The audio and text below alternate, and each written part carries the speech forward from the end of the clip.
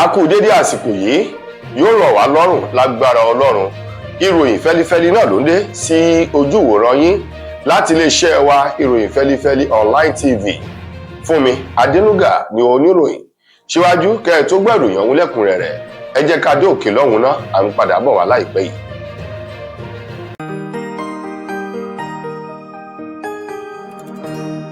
Ìròyìn fẹ́lifẹ́li TV, àjààbálẹ̀ làwọn ìròyìn ti wà, máa wò lóòrèkóòrè.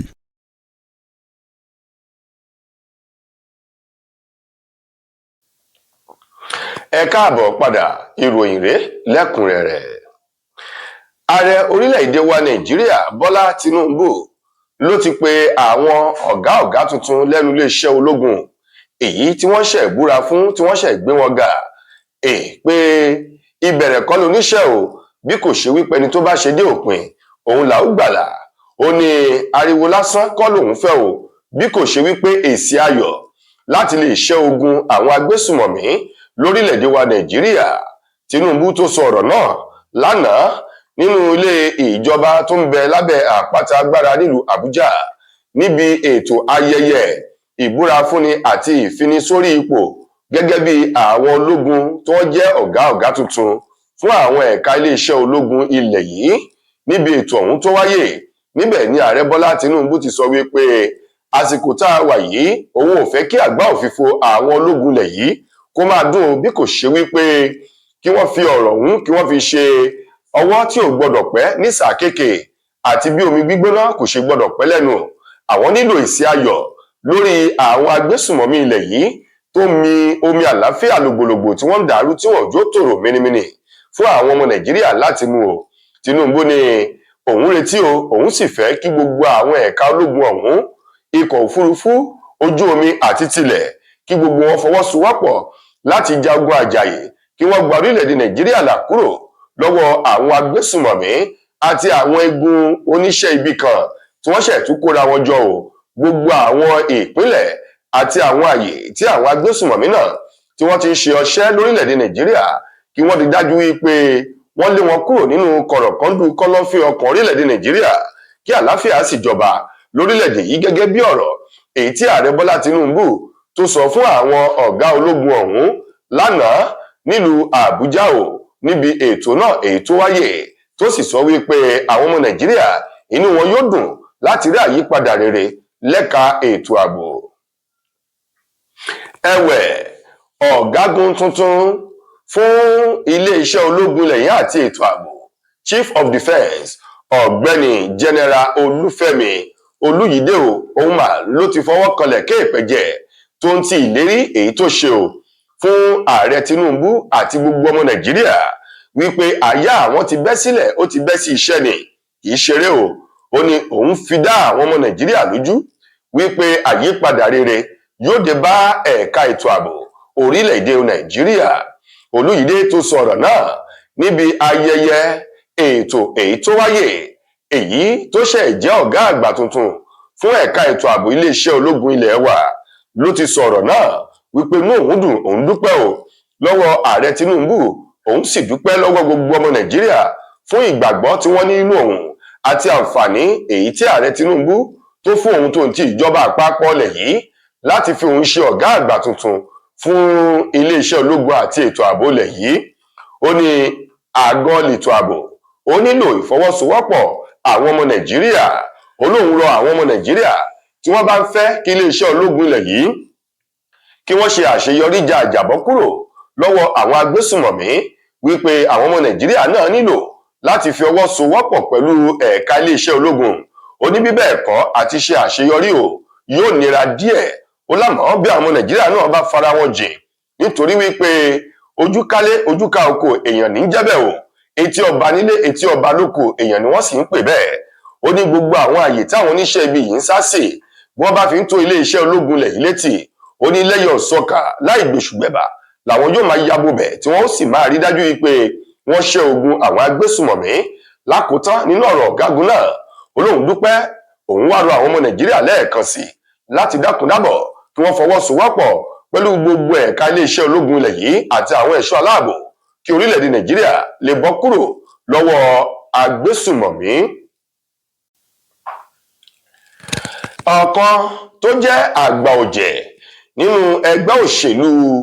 APC láti ìpínlẹ̀ Delta eyín olóyè Ayiri Emema Onwuma ló ti sọ̀rọ̀ lórí ìgbésẹ̀ kan èyí tí ààrẹ Bọ́lá Tinubu ṣẹ̀gbé nínú ọ̀sẹ̀ tá a wà yìí pẹ̀lú bó ṣe buwọ́lu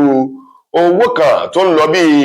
ìdá 15 lórí àwọn epo bẹtiróòlù àti dísù tí wọ́n bá gbé wọ orílẹ̀-èdè Nàìjíríà tí ó bẹ̀rẹ̀ láti ọdún tí ń bọ̀ tí ṣe oṣù kínní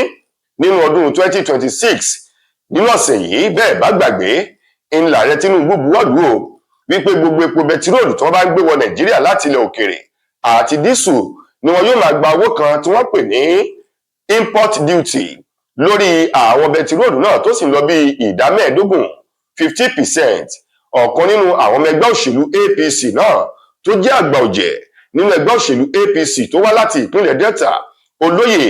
Ayiri ní ìgbésẹ̀ yìí yóò túbọ̀ jẹ́ kí ìnira ebi ọ̀wọ́n gógó nǹkan kó lu orílẹ̀-èdè Nàìjíríà bìbá ní olóhùn ò bá rọ Bọ́lá Tinubu kó tún ìgbésẹ̀ yìí yẹ̀wò kó yọ kúrò bó ṣe buwọ́lù yìí kó yọ padà wípé ọ̀nà tó ń gbà tẹ́lẹ̀ ní kí wọ́n máa lò ó ní bí bẹ́ẹ̀ kọ́ yóò túbọ̀ jẹ́ kí nǹkan wọ́n sí ni lórílẹ̀-èdè Nàìjíríà èyí tí ó sì ṣe àkóbá fún ẹ̀ka ètò ọrọ̀ ajé ilẹ̀ yìí èyí tó tún lè ṣe àkóbá fún ètò ààbò àti àwọn ọ̀dọ́ ọmọọba òní àjàgbà olóyè ẹgbẹ́ òṣèlú APC náà ní ọ̀rọ̀ Nàìjíríà lásìkò yìí kò nílò àfikún àwọn owó tàbí owó orí o èyí tí ó máa mú ìnira bá ọmọ orílẹ̀-èdè Nàìjíríà ó ní àfikún owó orí lórí epo èyí tí wọ́n máa gbé wọlé yìí ló ṣe àpèjúwe rẹ̀ gẹ́gẹ́ bí ọ̀nà láti mú ìnira àti láti lè jẹ́ kí nǹkan ó tún dàrú ju bó ṣe wà lọ nítorí wípé iye tí wọ́n máa ta jálá epo bẹtiróòlù yóò lé ní 1000 náírà nígbà tó jẹ́ pé dísù òun yóò máa lọ bí 1,500 náírà ní jálá kan èyí tó sì ṣe àpèjúwe ìgbésẹ̀ náà gẹ́gẹ́ bí ọ̀nà láti dàbàrú ẹ̀ka ètò ọrọ̀ ajé látọwọ́ ààrẹ Bọ́lá Tinubu. Iléeṣẹ́ ọlọ́pàá ní ìpínlẹ̀ Ondo ti bẹ̀rẹ̀ ìwádìí lórí iná ńlá kan èyí tó súyọ nínú ilé ìkó ọjà sí ńlá kan èyí tó wà ní Òkìtìpupa ní ìpínlẹ̀ Ondo. Wọ́n ní iná náà èyí tó súyọ tó sì jẹ́ wípé àwọn ẹ̀rọ tí ń ka iná mọ̀nàmọ́ná tá a mọ̀ sí prepaid meter èyí tí owó rẹ̀ ń lọ bí mílíọ̀nù 10 náírà ni wọ́n ní àwọn oníṣẹ́ ibi kan wọ́n juná sínú iyàrá àwọn tá a mọ̀ sí warehouse tó sì jẹ́ wípé àwọn mítà yìí prepaid meter yìí èyí tí owó rẹ̀ ń lọ bí mílíọ̀nù 10 náírà gbogbo rẹ̀ pátá ń ló jóná mọ́ àyè náà. Iléeṣẹ́ ọlọ́pàá ní ìpínlẹ̀ Ondo látẹnu alukoro fún iléeṣẹ́ ọlọ́pàá ọ̀hún ọ̀gbẹ́ni Àyànládé èyí tó ní àwọn ti bẹ̀rẹ̀ wádìí o nítorí ẹni tó bá ti ṣe ohun tí ò yóò ṣe dandan báyìí ni kí ojú onítọ̀hún rí nǹkan tí ò yóò rí ó lẹ́ni tó lè wò sùnsùnsùn tó lè dáná sun àwọn ẹ̀rọ tí ń kaná prepaid yìí wọ́n ṣe àpèjúwe irúfẹ́ níbẹ̀ gẹ́gẹ́ bí oníṣẹ́ ibi ọ̀tá ajé àti ọ̀tá ohun rere ní orílẹ̀-èdè Nàìjíríà. Wọ́n ní gẹ́rẹ́ tí wọ́n bá parí ìwádìí tí wọ́n sì rí àwọn tó ṣiṣẹ́ ibi ọ̀hún ni wọn yóò taari wọn lọ ilé-ẹjọ́ tó sì dá àwọn lójú wípé ilé-ẹjọ́ yóò fi ìyà jẹ wọ́n bó ti tọ́ àti bó ti yẹ lábẹ́ òfin. Lákòótán nínú ìròyìn wa fún tòní, ọ̀kan nínú àwọn olórin tàkasùfé ọmọ ilẹ̀ wa iyùn Dàmínì Ògúlù tí gbogbo èèyàn mọ̀ sí Burna Boy ló ti ju ọ̀rọ̀ ńlá kan kàbìtì sílẹ̀ báyìí èyí tó ti ń jà ńlẹ̀ rìnrìn bí ejò àpá ìpátán wípé nínú àwọn tí wọ́n ń kọ orin Afrobeat ní orílẹ̀-èdè Nàìjíríà lọ́wọ́ yìí ó ní tá a bá yọwọ́ olóògbé Fẹlá Aníkúlápó Kútì abàmì ẹ̀dá bàbá 70 ó ní ilẹ̀ adúláwọ̀ àti ní orílẹ̀-èdè Nàìjíríà olóhun tún ni ẹni tó kàn èyí tó jẹ́ wípé ó wà lókè téńté o tí ò sí ẹnikẹ́ni yòówù tó lè bá tàbí tó lè figagbága pẹ̀lú rẹ̀. Burna Boy tó sọ ọ̀rọ̀ náà níbi ètò ìfọ̀rọ̀wérọ̀ kan èyí tí kan nínú àwọn tí wọ́n máa ń sọ̀rọ̀ lórí ayélujára ọmọ orílẹ̀-èdè Australia èyí tí wọ́n pè ní Playboy ó ní bá a bá sọ̀rọ̀ láàrin àwọn olórin lórílẹ̀-èdè Nàìjíríà ní ilẹ̀ adúláwọ̀ ó ní lẹ́yìn Fẹlá Aníkúlápó Kútì abàmì ẹ̀dá olóògbé olóhùn ló tún kàn ó nítorí wípé gbogbo ọ̀nà láwọn tó ń kọrin Afrobeat tí wọ́n ń lò ó ní ọ̀nà tóun gbé ti tòun gbà ó jẹ́ ọ̀nà tó tún yàtọ̀ èyí tó jẹ́ wípé ọ̀pọ̀lọpọ̀ àwọn olólùfẹ́ òun ni wọ́n máa ń fẹ́ kí òun máa kọrin kódà lójoojúmọ́ fún wọn nítorí àwọn ohun àdídùn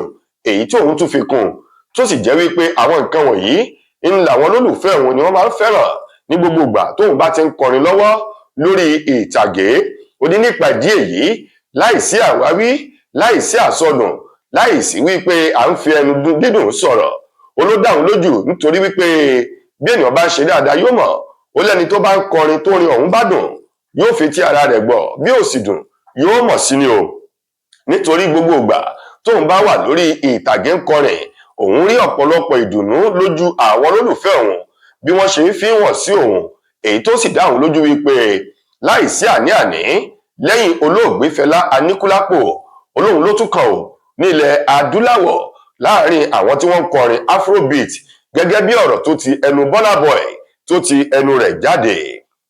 tó ẹyẹ èèyàn wa Yorùbá bọ̀ wọ́n ní kì í dùn kó pọ̀ kó pẹ̀ ṣókí báyìí ń lọbẹ̀ oge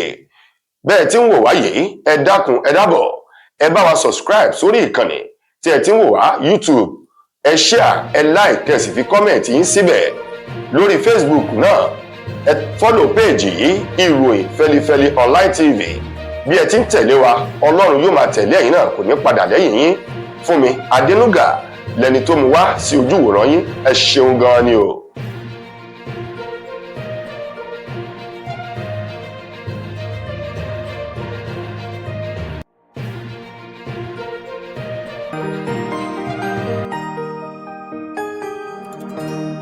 ìròyìn Fẹ́lifẹ́li TV àjààbálẹ̀ làwọn ìròyìn ti wà máa wò lóòrèkóòrè. mo kí gbogbo ojú tí wò mí ti ń gbọ́ mi jákèjádò orígun mẹ́rẹ̀ẹ̀rin àgbáyé. Orúkọ mi ni Ambassador Àkànfẹ́ Ìwò tí mo jẹ́ agbẹnusọ fún iléeṣẹ́ X2 Ultimate Herbal International Limited. níléeṣẹ́ wa bí láti màmọ̀ dájú nǹkan kan tí eléyìnbó ń pè ní health is wealth, ìlera lọ́rọ̀. kì í ṣàfẹnujẹ́ nìkan tá a bá ń gbọ́ ọ̀nì sétí torí gbogbo lọ́gbọ̀n àwọn èèyàn ni wọ́n ń kojú àìsàn tí a pè ní ìfúnpá gíga. ìdí nìyí tí iléeṣẹ́ X2 Ultimate Herbal fi ṣètò oògùn ìfúnpá gíga fún ní powder àti ní olómi. kò tán síbẹ̀, oògùn ìtọ̀ ṣúgà ó wà ní iléeṣẹ́ X2 Ultimate Herbal International Limited ní powder àti ní olómi. òun náà lẹ̀ ń wò yìí. oògùn ọ̀pẹ́ ẹ̀yìn wà tí a ti ṣe lọ́jọ̀ fún ẹni tó bá ń kojú ọ̀pẹ́ ẹ̀yìn torí gẹ́gẹ́ bí ìṣòro. iléeṣẹ́ wa níbí ní oògùn ẹ̀ tó lè bá wọn tán rẹ̀ lójú ọgbọ́n. bákan náà ogunlọ́gọ̀ àwọn èèyàn ni wọ́n jẹ́ oníbìísí tí wọ́n ti rora wọn pín wípé Ọlọ́run ò lè ṣe ṣùgbọ́n tó jẹ́ pé àìsàn kan sómìíràn ní kọjú ọmọ bíbí wọn. ó wà ní iléeṣẹ́ X2 Herbal International Limited.